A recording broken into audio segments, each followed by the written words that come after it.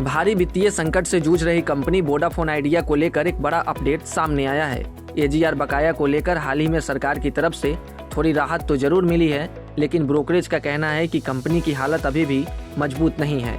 यानी राहत मिलने के बाद भी कंपनी कोई बड़ा कमाल नहीं कर पाएगी और ब्रोकरेज फर्म इमके ग्लोबल ने इसी के साथ वोडाफोन आइडिया को सेल की रेटिंग दी है और स्टॉक का टारगेट प्राइस 6 रुपये प्रति शेयर रखा है, जो मौजूदा प्राइस से करीब 48% कम है। इसके पीछे ब्रोकरेज ने क्या तर्क दिए हैं, चलिए विस्तार से समझते हैं। ब्रोकरेज हाउस इमके ग्लोबल के मुताबिक सरकारी स्तर पर चल रही चर्चाओं के बाद वोडाफोन आइडिया के लगभग 87,695 करोड़ के एडजस्टेड ग्रॉस रेवेन्यू यानी एजीआर बकाया को फिलहाल फ्रीज कर दिया गया है।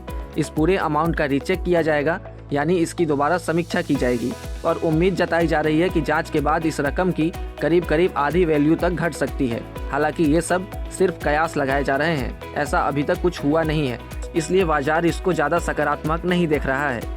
बाजार को जिस 50% या उससे ज़्यादा एजीआर माफी की उम्मीद थी, वैसी कोई भी राहत नहीं दी गई है। अभी फाइनेंशियल ईयर 18 और फाइनेंशियल ईयर 19 से जुड़े एजीआर बकाया को फाइनेंशियल ईयर 26 से फाइनेंशियल ईयर 31 के बीच पहले की तरह ही चुकाना होगा।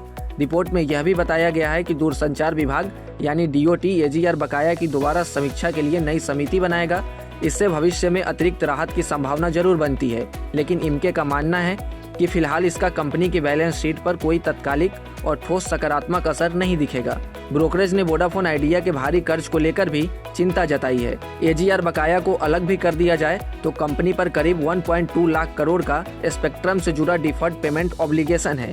इन भुगतानों की बड़ी किस्तें फाइनेंशियल ईयर 26 से लेकर फाइनेंशियल ईयर 44 तक चलेंगी और मौजूदा इबिटा इतना मजबूत नहीं है कि कंपनी एक साथ कैपेक्स, नेटवर्क निवेश और स्पेक्ट्रम भुगतान को आराम से संभाल सके। इमके का कहना है कि वोडाफोन आइडिया का स्टॉक अभी FY27 के अनुमानित इबिटा के हिसाब से बहुत ज़्यादा महंगा लग रहा है। इतनी लीवरेज वाली कंपनी के लिए ये कीमत ज़्यादा मानी जा सकती है। इसी वजह से ब्रोकरेज ने FY28 के अनुमानित मुनाफे के हिसाब से टारगेट प्राइस 6 रुपये प्रति शेयर रखा है। इमके का मानना है कि सरकार अब तक कंपनी को कर्ज के मामले में संभाल रही है ताकि वह खुद पर टिक सके, लेकिन अगर कंपनी को लंबे समय तक चलाना है और नए फंडिंग सपोर्ट के बारे में साफ तस्वीर दिखानी जरूरी है। जब तक ये चीज़ें सामने नहीं आती, वोडाफोन आइडिया के शेयर में जोखिम ज़्यादा और मुनाफे की संभावना कम बनी रहेगी। वोडाफोन आइडिया के शेयरों की चाल की बात करें तो शेयर पिछले 6 माह में करीब 55% से ज़्यादा चढ़ चुका है, तो वही पिछले 1 माह में स्टॉक 16% चढ़ चुका है। 1 जनवरी को वोडाफोन आइडिया का शेयर 8.09% की तेजी के साथ 11.63 पर बंद हुआ था और आज खबर लिखे जाने तक इसमें 1% से ज़्यादा की तेजी बनी हुई है।